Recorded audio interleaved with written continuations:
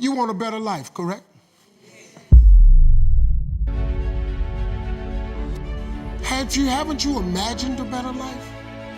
Okay, who you think he showed it to? He showed it to you. Why you think he showed it to you? Because he want to give it to you. But if you don't work, if you don't ask him for it, he cannot give it to you because he created us with the power of choice. We make choices every day. If you decide that you will be poor, there's nothing I can do. You're gonna be poor. If you decide to be rich today, who gonna stop you? Who? If you decide you want to be rich, all you gotta do is start. Why not? Who gonna stop you? Unless you tell it to the wrong person. How many times has God showed you something in your imagination that you thought was so wonderful? And then you took it in there to your family and your friends and you shared it with them and they shot it down. You know why they shot it down? Because they couldn't see it. You know why they didn't see it? Because God ain't show it to them. He showed it to you. Stop telling your visions to other people because they're not going to see it. Why you think you keep imagining opening a business? Why you keep imagining graduating, getting a better job? Why do you keep imagining buying a house? Why do you keep imagining driving a really nice car? Why do you keep imagining getting rich one day? Why do you keep imagining that? Because God is talking to you. He's showing you something that he has for you.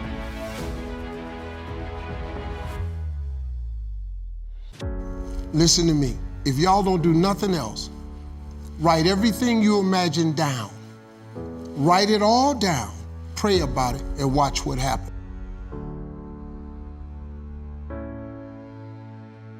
You have control of this.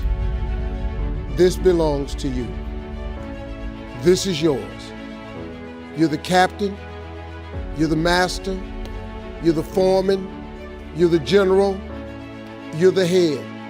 Don't give control of this to nobody. Everything that's happening to you is God is processing. Every difficult moment you're having, He's just processing. That's all He's doing. Everything you're going through is preparing you for what you ask God for.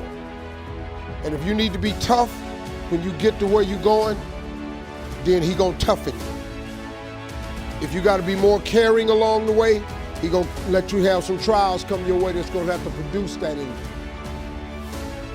What happened in my life was getting where I've gotten to today and where I'm even headed to, I had to be tough.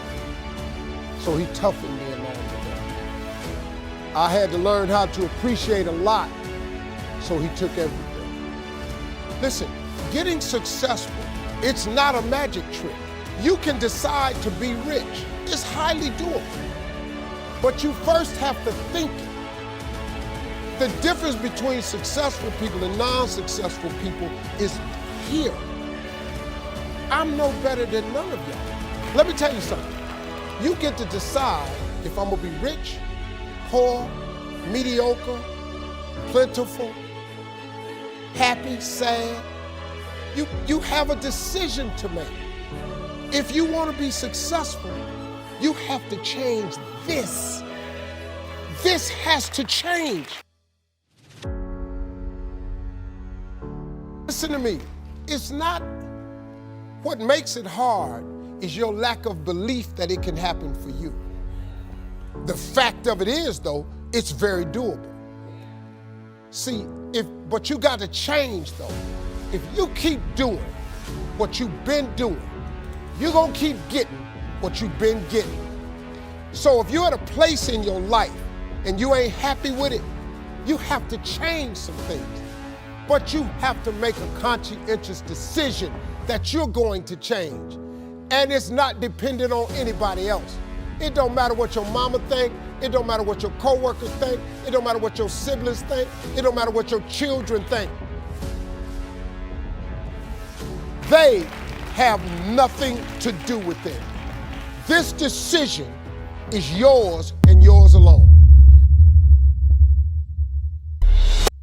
I found that nothing in life is worthwhile unless you take risks. Nothing. Nelson Mandela said, "There is no passion to be found playing small and settling for a life that's less than the one you're capable of living." Now, I'm sure in your experiences in school and applying to college and picking your major and deciding what you want to do with life, I'm sure people have told you to make sure you have something to fall back on. Make sure you got something to fall back on, honey. But I never understood that concept, having something to fall back on. If I'm going to fall, I don't want to fall back on anything except my faith. I want to fall forward. I figure at least this way I'll see what I'm going to hit. Without consistency, you'll never finish. So do what you feel passionate about. Take chances. Don't be afraid to fail. There's an old IQ test, was 9 dots, and you had to draw 5 lines with a pencil within these 9 dots without lifting the pencil. The only way to do it was to go outside the box. Don't be afraid to think outside the box. Don't be afraid to fail big, to dream big. But remember, dreams without goals are just dreams. Reggie Jackson struck out 2,600 times in his career, the most in the history of baseball. But you don't hear about the strikeouts. People remember the home runs. Fall forward. Thomas Edison conducted 1,000 failed experiments. Did you know that? I didn't know that. Because the 1,001st was the light bulb. Fall forward. Every failed experiment is one step closer to success. You've got to take risks, and I'm sure you've probably heard that before, but I want to talk to you about why that's so important. You will fail at some point in your life. Accept it. You will lose. You will embarrass yourself. You will suck at something. There's no doubt about it. And I know that's probably not a traditional message for a graduation ceremony, but hey, I'm telling you, embrace it, because it's inevitable. In the acting business, you fail all the time. Early on in my career, I auditioned for a part in a Broadway musical. Perfect role for me, I thought, except for the fact that I can't sing. I didn't get the job. But here's the thing. I didn't quit. I didn't fall back. I walked out of there to prepare for the next audition, and the next audition, and the next audition. I prayed. I prayed, and I prayed. But I continued to fail, and fail, and fail. But it didn't matter, because you know what? There's an old saying, you hang around the barbershop long enough, sooner or later you're going to get a haircut. So you will catch a break, and I did catch a break. Last year, I did a play called Fences on Broadway. But here's the kicker. It was at the Court Theater. It was at the same theater that I failed that first audition 30 years prior.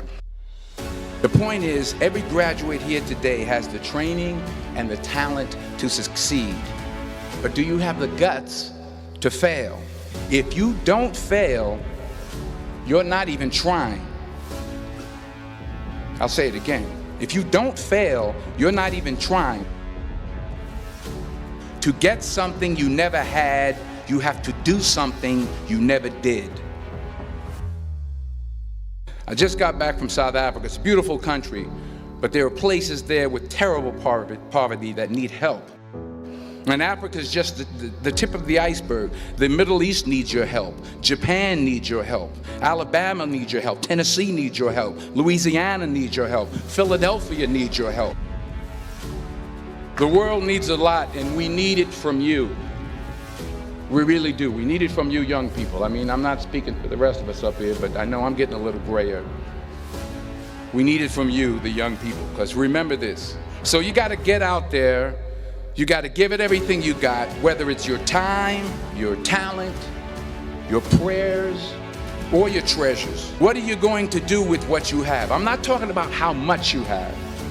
Some of you are business majors, some of you are theologians, nurses, sociologists. Some of you have money, some of you have patience, some of you have kindness, some of you have love, some of you have the gift of long suffering. Whatever it is, whatever your gift is, what are you going to do with what you have?